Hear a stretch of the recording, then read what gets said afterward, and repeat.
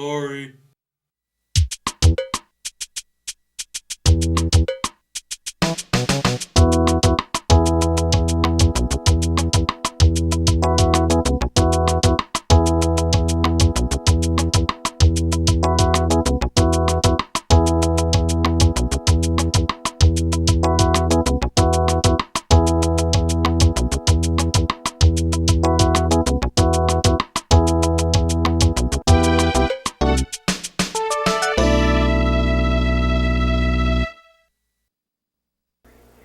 And hello everyone, I'm Todd Hilton, and welcome to this edition of Nowhere Videos Meat and Potatoes, the program that shows you easy recipes for great food.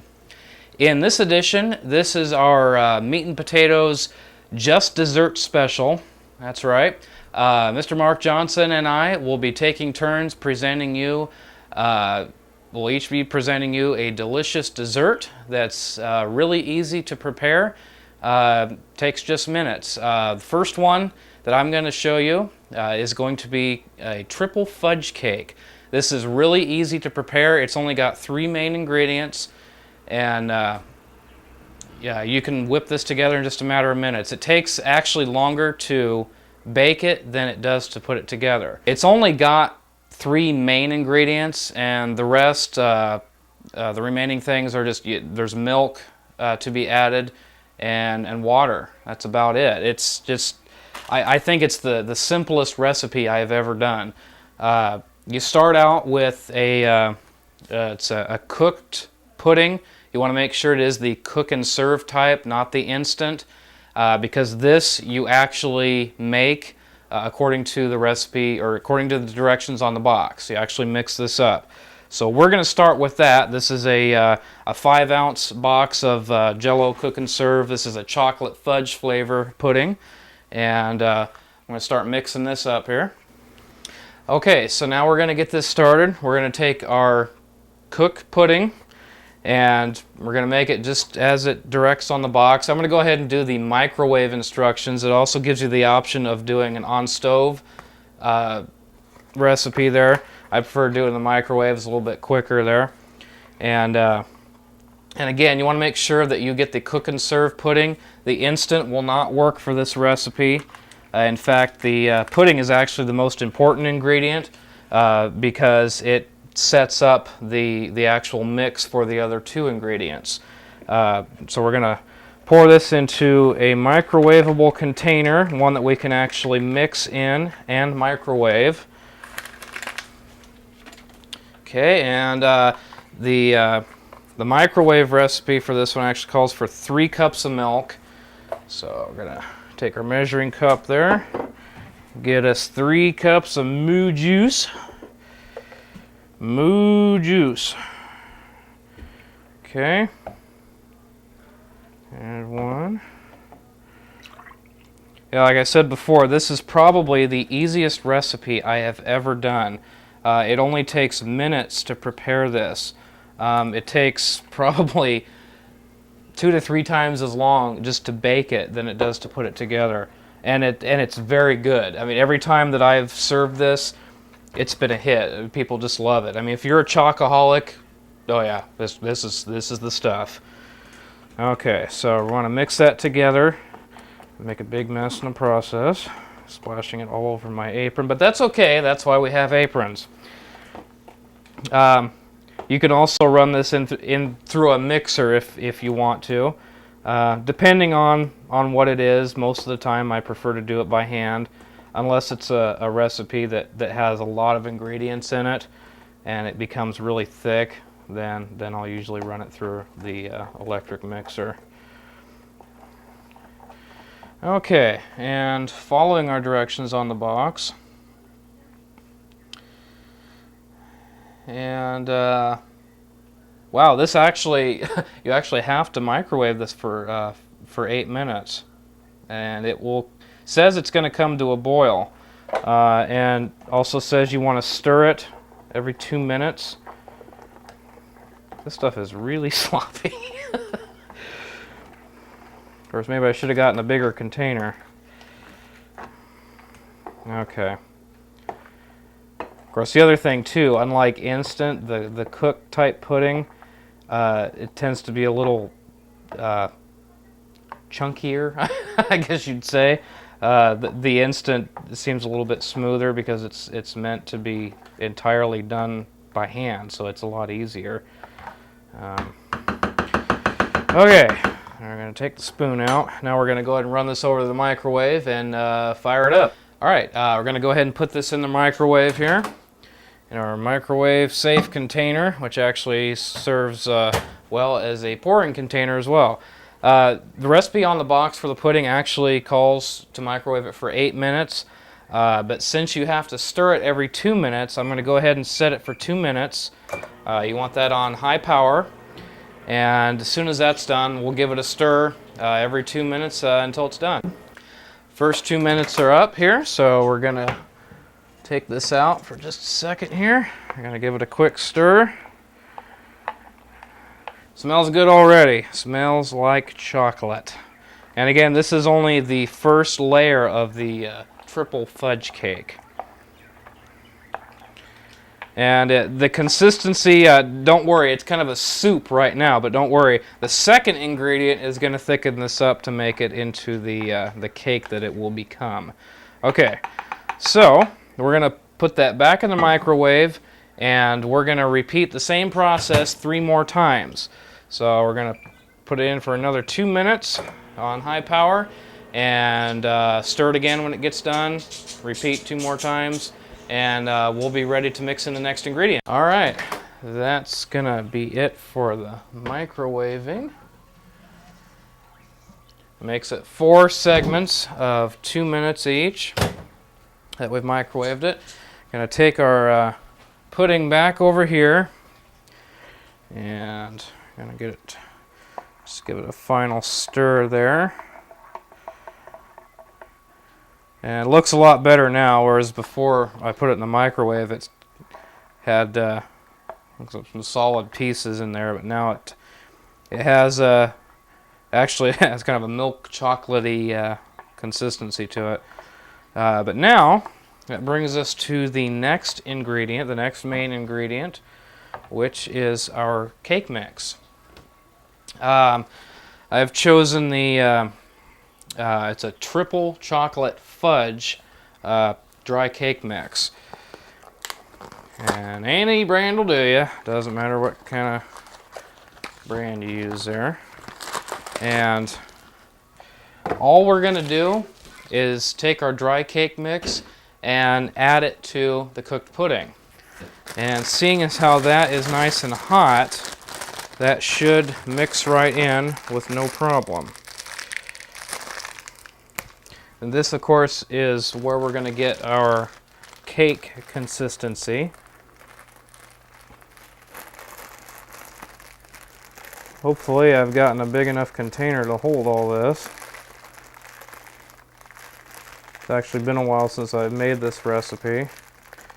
But again, every time I've served it, it's been a hit. It doesn't last long when it gets served. And again, this is probably one of the easiest desserts there is to put together. It's real simple, and it's very rich. Like I said, this is a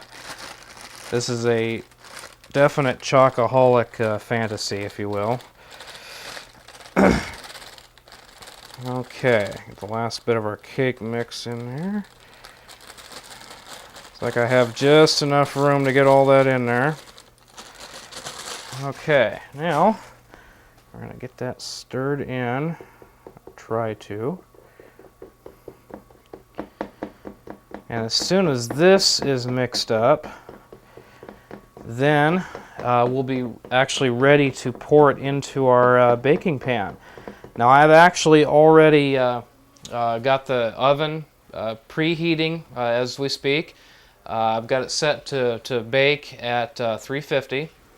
And so by the time I get this mixed and put into the pan, the oven should be ready to go. Okay, I think I'm going to call that good for that. Okay, next thing to do is to get the cake pan ready so that we can pour in our mix. And here I've got my 9x13 pan. This pan's been through a lot. Lots of cakes and brownies been made in this pan here.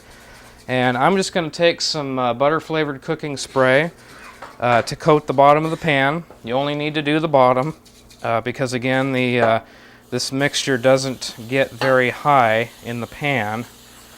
So as long as we get the bottom coated nice and thorough there, then we'll be okay. Okay. So now we're actually ready to put our mix into the pan. Okay, now we're going to go ahead and pour our mixture of pudding and cake mix into the pan. I don't know if you can see that, but our mix is actually still steaming because it's still hot from coming out of the microwave. And that, of course, is what makes the cake mix dissolve into the pudding. Take our third and final ingredient, third and final main ingredient. I have a package of Ghirardelli. I'm not exactly sure how you pronounce it. Ghirardelli. Okay, thank you. So I was close. Okay, these are double chocolate chips. So you notice there's kind of a pattern here. We have fudge, and we have triple chocolate fudge, and now we have double chocolate. Okay, so this is going to give us a very rich triple fudge cake. Now we're going to use every bit of these chocolate chips in this mix, and we're just going to take these and we're going to sprinkle them on the top of the mix. Now these you don't stir in. You just leave them as they are. What you'll find when the baking is complete is that the chips will stay on the top. They'll sink in maybe, I don't know, a quarter of an inch or so into the mix. Now we're ready to put it in the oven. Oven is preheated. So we're going to go ahead and pop that in there. Make sure not to slosh it around too much there. Okay, that is going to go in the oven. Okay, now that's going to stay in the oven between 30 and 35 minutes. Probably want to check it after about 25 to 28 minutes or so and see how it's doing. And while we're waiting for that to bake, we'll be right back. And here we are, folks. We're going to call it cake. Make sure we turn the oven off there. And again, this is about the easiest dessert that you could possibly make. It's very, very rich, probably extremely fattening, and oh so good. I highly recommend it. Triple Fudge Cake.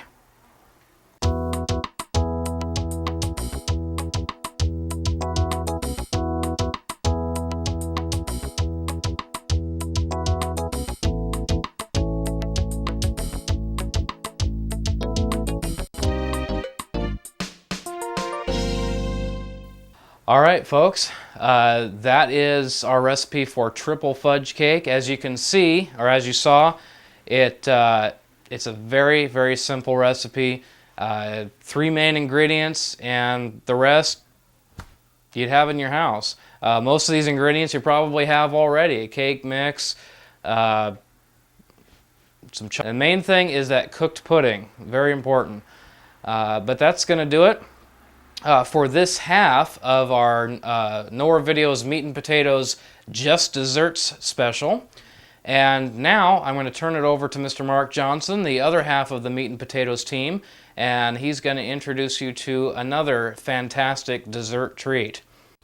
I'm your host for this episode, Mark Johnson, and instead of cooking today, we're going to do a little baking. And today's recipe is a Virginia apple pudding. And this is a recipe that my grandmother used to make years ago, and always tasted very good. It was a very good dessert, and I'm looking forward to This is going to be my first shot at making it by myself, so we're going to see how it turns out. Okay, the first thing you want to do is you want to take your stick of butter, that would be this, put it in a microwavable container. Lick your fingers because, you know, it's real butter. There's some good stuff there. And you're going to melt that butter. Close enough. Until it is thoroughly melted. Okay, the first thing you're going to want to do is take your butter, put it in a microwavable measuring cup, put it in your microwave, and melt this, because this is actually going to go on the bottom of your 2-quart saucepan. We're going to try it for about 2 minutes, and once that's done, we'll start mixing our other ingredients, and we'll be right back. So you want to take that out. It's nice and melted. What I'm going to do is I'm going to actually stir it a little bit, because a lot of times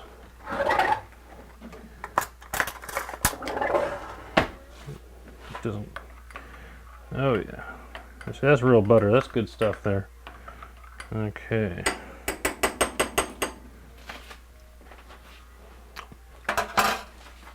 Okay, you're going to want to pour that into your 2-quart saucepan, or your 2-quart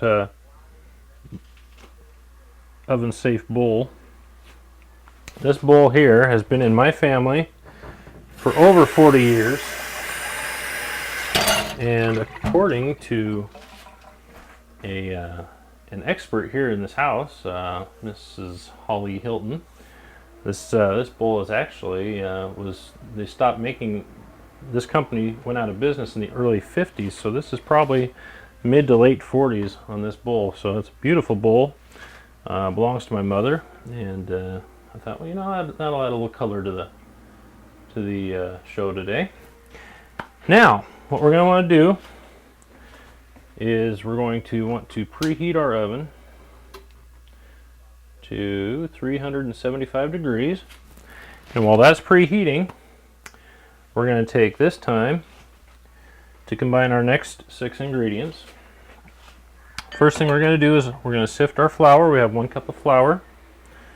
This is unsifted. We're going to go ahead and put it in our sifter here. We're going to go ahead and sift that. You'll notice this is not a Tupperware sifter, folks. This is another family heirloom that I'm using. This has also been in our family for a good number of years. Probably not quite as long as that bowl, but probably almost as long. So we've got our cup of sifted flour, cup of sugar. Put that in there. 2 teaspoons of baking powder.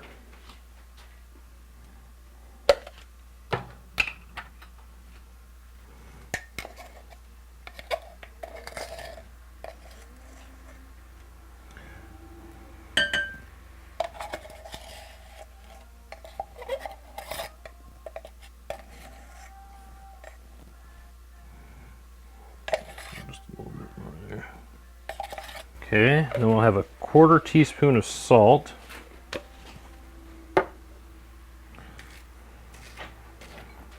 Loosen that salt shaker a little bit for you.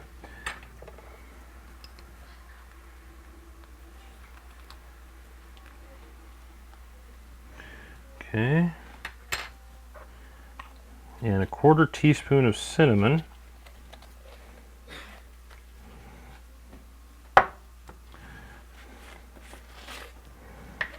See if we can't get this lid off here. Oh, that was easy enough. Okay.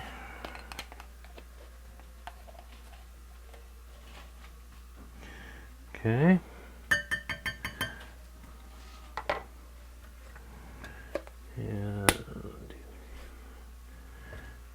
Okay. And then 1 cup of milk. Actually, we're going to use the same measuring cup we used for to melt the butter in.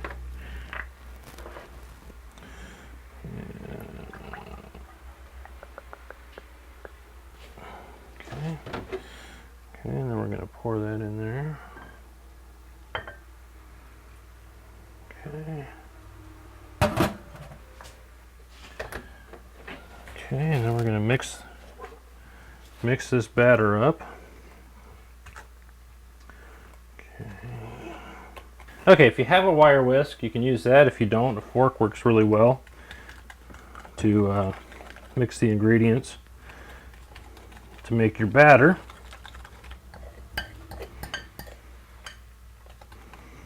Okay.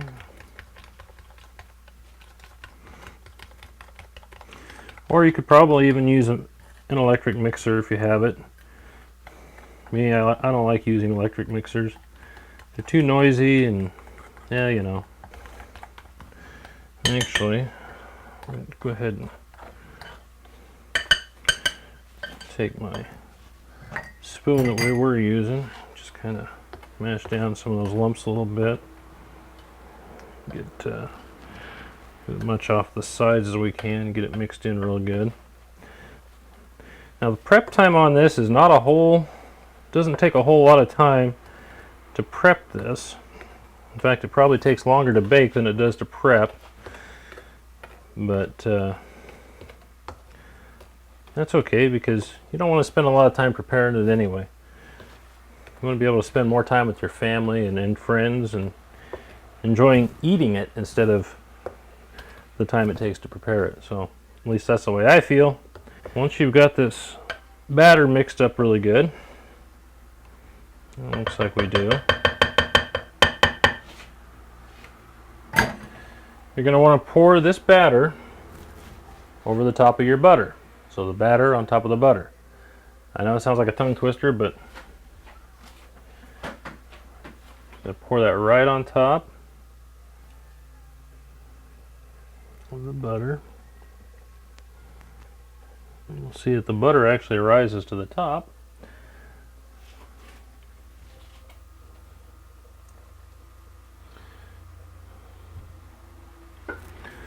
Okay.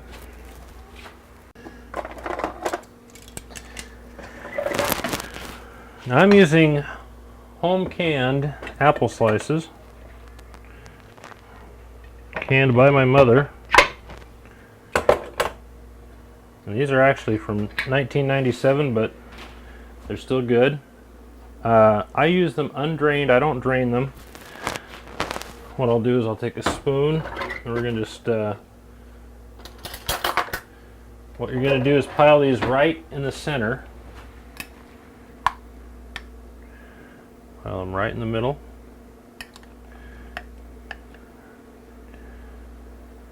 And what you'll do is you'll let the batter and the butter bake around them. And this is a full quart. Okay.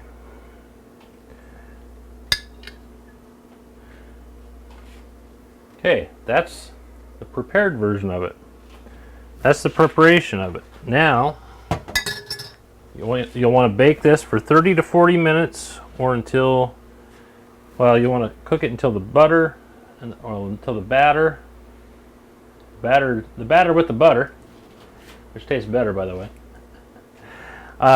covers the apples and crust to a nice golden brown. And once it's done that, it's pretty much done. And so I don't know how long we have to wait until this thing's it is ready. I'm told it's ready. So what we're going to do is we're going to put this in the oven, wait about 30 to 40 minutes, and then as soon as it's done, we'll show you the finished product, and we'll be back.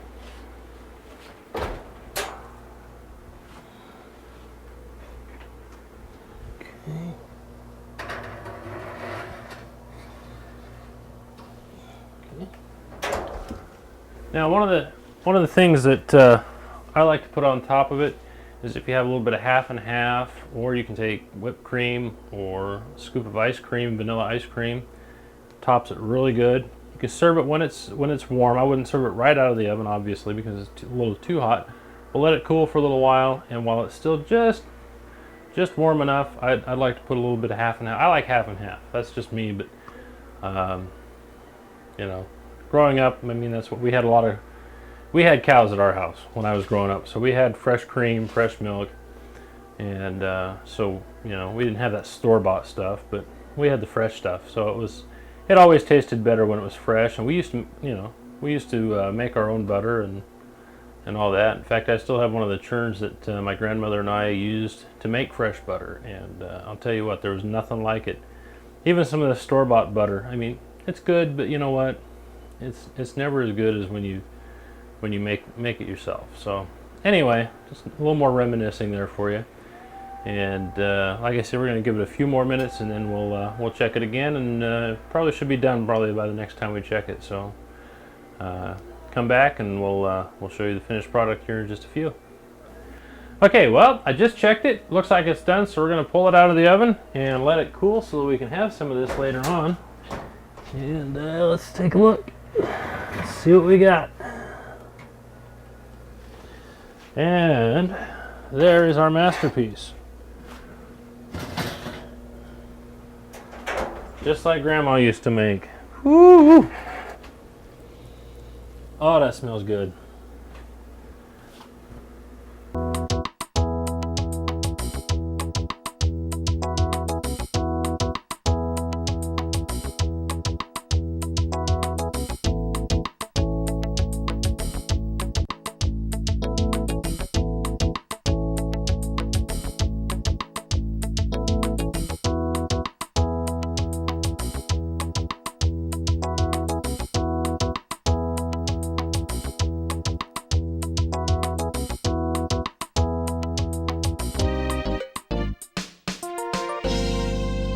Dessert night on meat and potatoes. Even though it doesn't have any meat or potatoes in it, hey, we got to do a dessert once in a while.